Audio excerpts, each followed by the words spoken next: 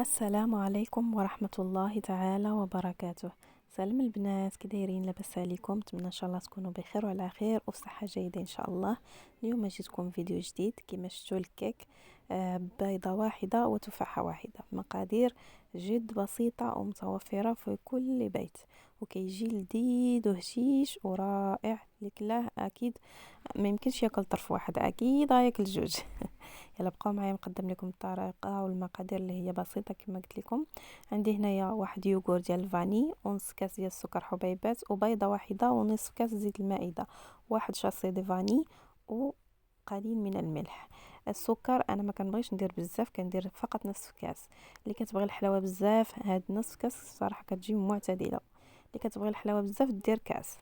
كما شفتوا خلطت المقادير كلها، يعني خلطتها مزيان، وعبرت بنفس ديال اليوغور، درت كاس ديال الحليب. هنايا غادي ندير الدقيق وخماره ديال الحلويات من وزن 14 غرام. ضروري نغربلهم باش يجي الكيك ديالنا زوين.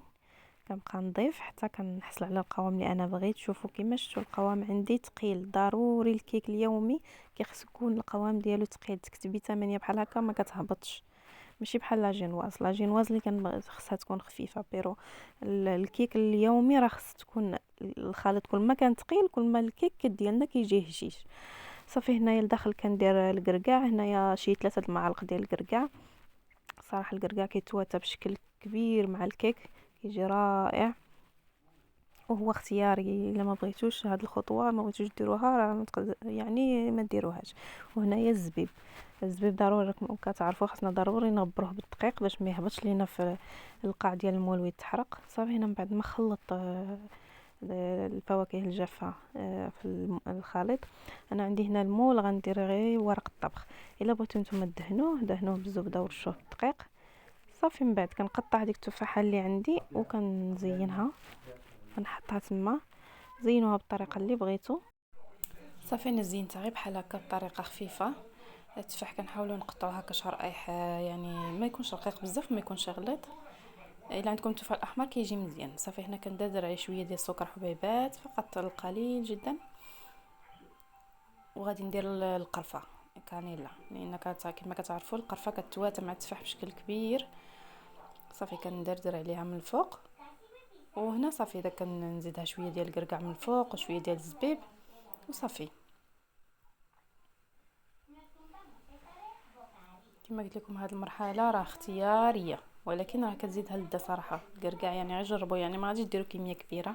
كما شفتوا هنا من بعد ما صافي ساليت الزين ديالها، غادي ندخلها الفرن على ساخن على 180 درجه من اسفل حتى طيب لينا، وعاد نحمروها من الفوق. كما شفتوا هنايا من بعد ما تحمرات لينا صافي، هنايا راه تحمرات طابت.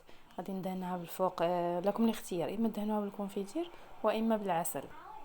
انا غادي ندهنها، كنت في الاول غندهنها بالكونفيتير، ولكن حيت عندي الفخيز صافي ودهنتها بالعسل، يعني درت لها شويه العسل الحار من الفوق، يعني غير باش كتجي ديك اللمعه فيها. وصافي صافي هادشي اللي كاين. وصافي وقدموها هكا كتجي رائعه وكتجي هشيشه، وكما قلت لكم كتجي لذيذه. المهم نتمنى ان شاء الله تجربوها، واللي جربتها علاش لا تخلي لي تعليق، وانا غادي نقطعها معكم باش تشوفوها كيفاش كتجي من الداخل. وداك التفاح كيجي معلك لداخل وكتجي غزاله. والمذاق ديال الكركاع ما نقول لكمش صراحه كيجي لذيذ. انا كنقول لكم راني دهنتها غير بالعسل، كنت غادي ندهنها بالكونفيتير، ولكن صافي دهنتها بالعسل.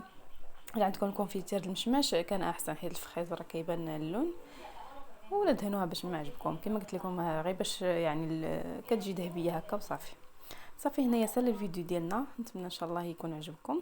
كما قلت لكم خليكم معايا، غادي نقطعها كما شفتوا راه كتجي واخا بيضه واحده راه كتجي طالعه. وجربوها صراحه زوينه. كما شفتوا راه كنقطعها راه هشيشه.